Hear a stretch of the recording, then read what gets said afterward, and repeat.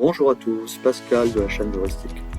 L'objet de cette vidéo, c'est de vous présenter la lettre recommandée en ligne qui est proposée par La Poste.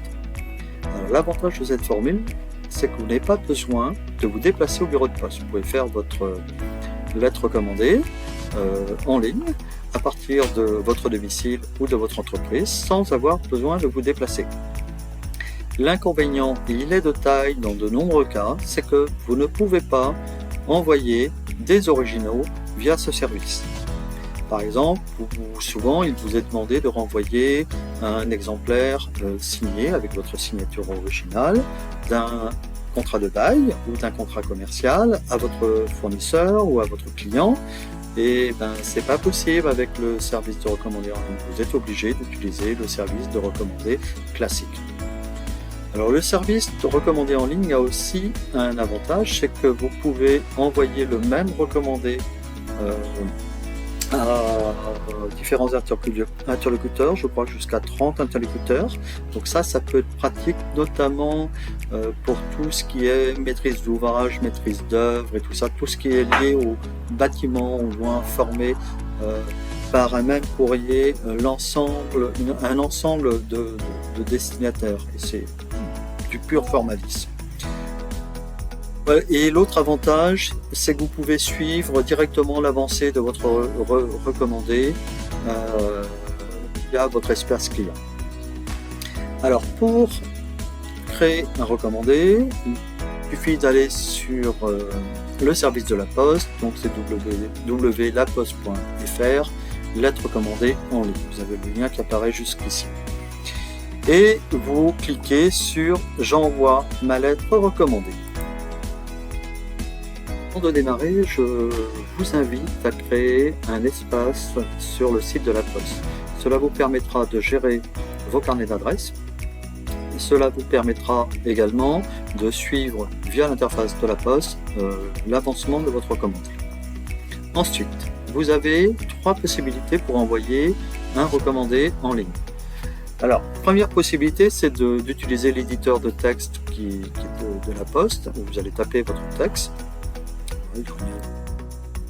Rien de particulier, c'est comme si c'était un traitement de texte en ligne. D'utiliser un modèle de la Poste. Et là, vous avez de nombreux modèles qui sont proposés. Voilà, j'en prends un au hasard. Si vous voulez contester les honoraires de votre avocat.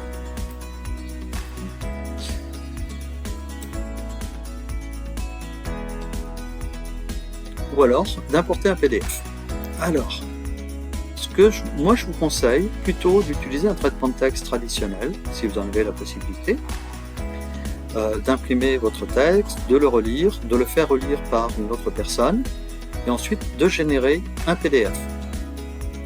Ça sera beaucoup plus sécurisant pour vous, plutôt que de passer par des modèles et tout faire en ligne. En général, quand on envoie un recommandé, c'est qu'il s'agit d'un sujet qui est grave, donc on prend son temps. Ensuite, au niveau des options, l'option qui est essentielle, c'est il faut pas oublier de cocher la petite case avis de réception, parce que c'est tout l'intérêt du recommandé, c'est que ça permet de recueillir la signature du destinataire. Et vous pouvez, ça c'est une option également qui est intéressante, vous pouvez décaler la date de dépôt de votre recommandé. Sinon, vous avez possibilité d'envoyer soit en recto, imprimé en recto, soit d'imprimer en couleur, mais bon, je dirais que c'est plutôt secondaire. Donc ici, on va choisir d'utiliser un courrier PDF que j'ai déjà réalisé et qu'on va importer.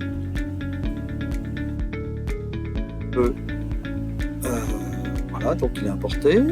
Ensuite, après, on coche la case avis de réception et donc on ajoute j'ai oublié quelque chose, il faut donc renseigner l'adresse du destinataire. Pour ça, j'ai déjà une adresse qui est renseignée, donc mon carnet de contact, et je vais choisir le service des impôts de Rennes.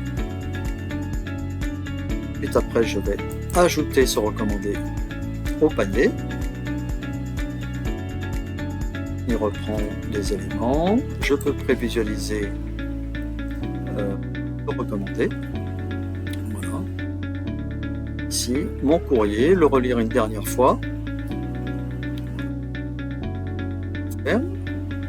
Et maintenant, j'ai plus qu'à cliquer sur les cases suivant, suivant et suivant. Je valide.